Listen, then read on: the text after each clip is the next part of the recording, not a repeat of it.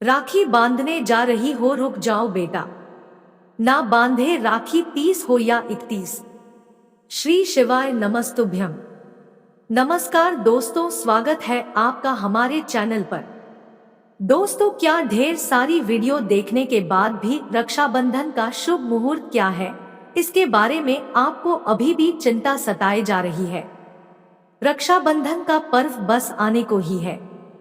ऐसे में कई सारे भक्तों के मन में यह असमंजस है कि राखी 30 को बांधनी है या 31 को, सुबह बांधे या रात में, क्योंकि हर बहन यही चाहती है कि वह अपने भाई को उस शुभ मुहूर्त में राखी बांधे जिससे उसके भाई के जीवन में खुशियों का आगमन हो सके। इसी बीच बहनों के लिए सही मुहूर्त चुनना, भद्रा काल के बारे में सोचना और उनके भाई को सही तरीके से राखी बांधने की तैयारियों को भी ध्यान में रखना जरूरी है, क्योंकि रक्षाबंधन में राखी को शुभ मुहूर्त में बांधने का विशेष महत्व होता है।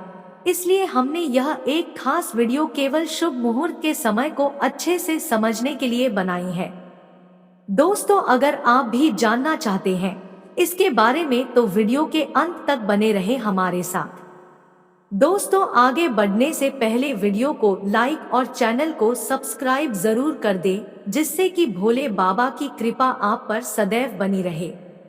चलिए दोस्तों, वीडियो में आगे बढ़ते हैं। दोस्तों, इस वर्ष के रक्षाबंधन का मानना कुछ ज्यादा ही असमंजस में घिरा हुआ है। इसका कारण यह है कि इस साल भद्रा काल का साया रक्षाबंधन के दिन पर छाया हुआ है और इस परिस्थिति में लोग सोच रहे हैं कि रक्षाबंधन को कब मनाया जाए। क्या 30 अगस्त के दिन, जिस दिन पूर्णिमा है, या 31 अगस्त के दिन, क्योंकि 30 अगस्त को भद्रा काल का साया है और भद्रा काल में राखी बांधना शुभ नहीं माना जाता। कुछ लोगों का कहना है कि 30 अगस्त को पूर्णिमा है, इसलिए राखी उसी दिन बांधनी चाहिए। वहीं कुछ लोगों का मानना है कि उस दिन भद्रा काल है, इसलिए 31 अगस्त को राखी बांधनी चाहिए।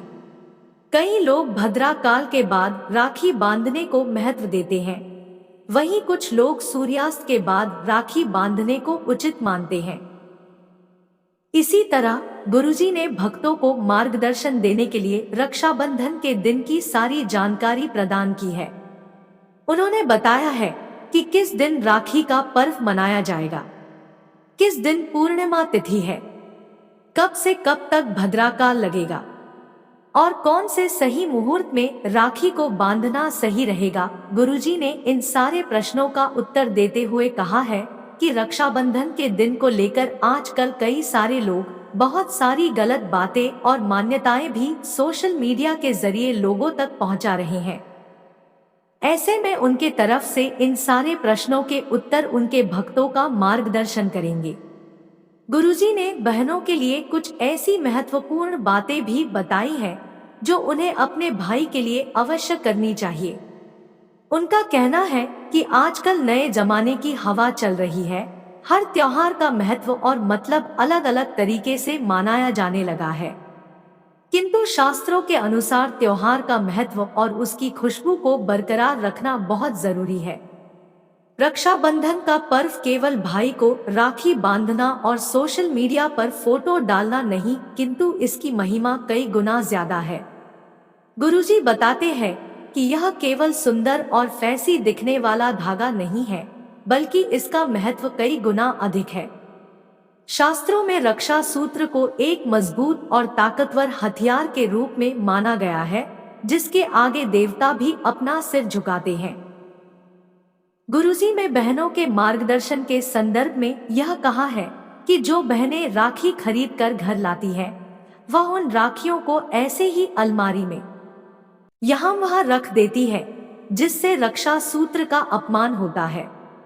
आपको करना यह है कि जब आप राखी खरीद कर घर लाते हैं तो उन राखियों को साफ और स्वच्छ कपड़े में बांधकर मंदिर में रख देना है और कृष्णाय वासुदेवाय नमो नमः का जाप करते हुए उनका पूजन करें। उसके बाद आप वह राखी सूत अपने भाई को बांधे। उस रक्षा सूत्र की शक्ति इसके कई गुना बढ़ जाएगी। दूसरी महत्वपूर्ण बात यह है कि कई बहनें बाहरी सुंदरता में मोहक होकर भाई के लिए प्लास्टिक की या ऐसे ब्रेसलेट वाली राखियां लाती हैं, जबकि गुरुजी कहते हैं कि शास्त्रों में सबसे उत्तम धागा रक्षा सूत्र यानी कि कलावा है। यह सूती धागे से बना रक्षा सूत्र को ही सबसे उत्तम स्थान दिया गया है। इसलिए भाइयों को प्यार और विश्वास से भरा कलावा पहनना चाहिए, न कि ऐसे राहु और केतु को अपनी और मोहक करने वाली राखियां। आजकल बहनें अपने भाइयों का मुंह मीठा करने के लिए चॉकलेट, केक्स, डोनट्स और अन्य विभिन्न चीजें लाती है, किंतु शास्त्रों में इसका सख्त विरोध किया गया है। उनका कहना है कि बहनों को अपने भाइयों की लंबी आयु और सुखमय जीवन के लिए श्रीफल का प्रयोग करना चाहिए। श्रीफल की शक्ति को जिन्होंने नहीं जाना वह मूर्ख होते हैं, जिनकी बहनें अपने भाइयों के लिए श्रीफल लाती है। ऐसे भाइयों को माता लक्ष्मी का आशीर्वाद प्राप्त होता है। दोस्तों, राखी को बांधने के लिए सही समय का ज्ञान होना बहुत महत्वपूर्ण है। हालांकि यह आवश्यक है, किंतु आपकी भावना और आपके रक्षा सूत्र को बांधने का तरीका भी महत्वपूर्ण है। गुरुजी के अनुसार राखी बांधने के बाद भाइयों को अपनी बहन के चरणों को स्पर्श करना आवश्यक होता है। दोस्तों, बटियां 100 पंडितों के समान मानी जाती है और उनका आशीर्वाद प्राप्त करना आपके जीवन के लिए अत्यंत लाभकारी होता है। इसलिए इस काम को करना कभी न भूलें। गुरुजी ने भक्तों की उलझन को दूर करते हुए बताया है कि हर वर्ष रक्षाबंधन का पर्व पूर्णिमा तिथि को मनाया जाता है।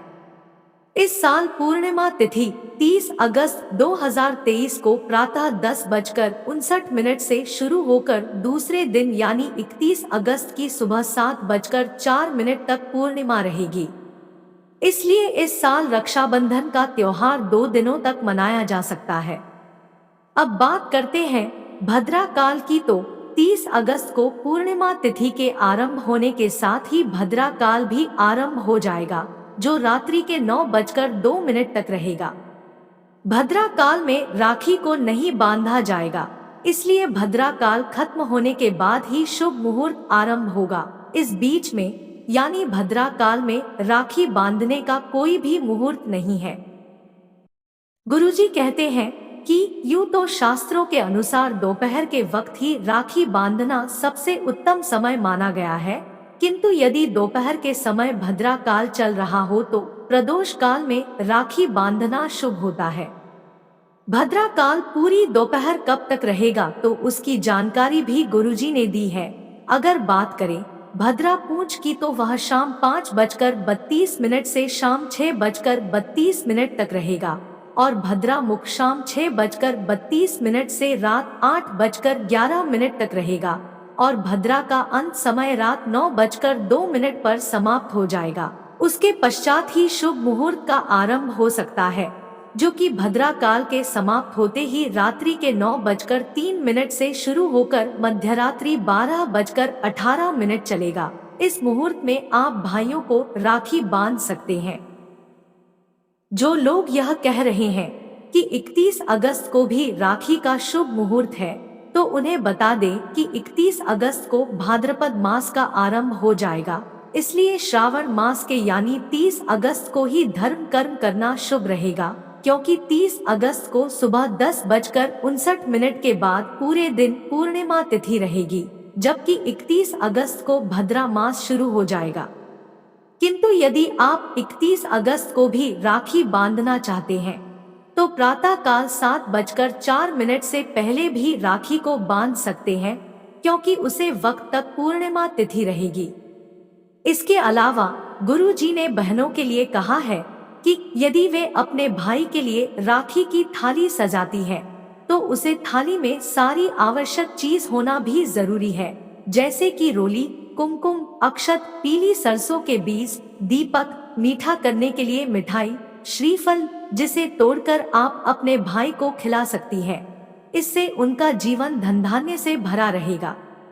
इसके अलावा थाली में आपने जो कलवा या राखी ली है वह भी रख ले। ध्यान दे कि राखी बांधते समय भाई का सर रुमाल से ढका रहे, तो यह अत्यंत उत्तम होता है। यही नहीं, गुरुजी ने राखी के समय भाई बहन को कौन सा मंत्र बोलना चाहिए उसकी भी जानकारी दी है। इस मंत्र का उच्चारण आपको राखी बांधते समय करना है। इसके उच्चारण से रक्षा सूत्र की पवित्रता और शक्ति कई गुना बढ़ जाएगी। वह मंत्र कुछ इस प्रकार है, येन बद्धो बलि राजा दानवेंद्रो महाबला तेन त्वाम्पि बधनामि रक्षे माँ चला। तो उम्मीद करते हैं कि गुरुजी की बताई हुई यह बातें और चेतावनी आपको जरूर पसंद आई होगी। अगर आपको यह वीडियो अच्छी लगी हो तो चैनल को सब्सक्राइब करके वीडियो को लाइक और कमेंट बॉक्स में जय श्री राम, जय बागेश्वर धाम सरकार, जय हनुमान, जय सीताराम जरूर लिखें और इसे ज्यादा से ज्यादा शेयर करके बाकी लोगों तक भी पहुंचाएं। तो मिलते हैं अगली वीडियो में, तब तक आप अपना ध्यान रखें, स्वस्थ रहें, सुरक्षित रहें। धन्यवाद।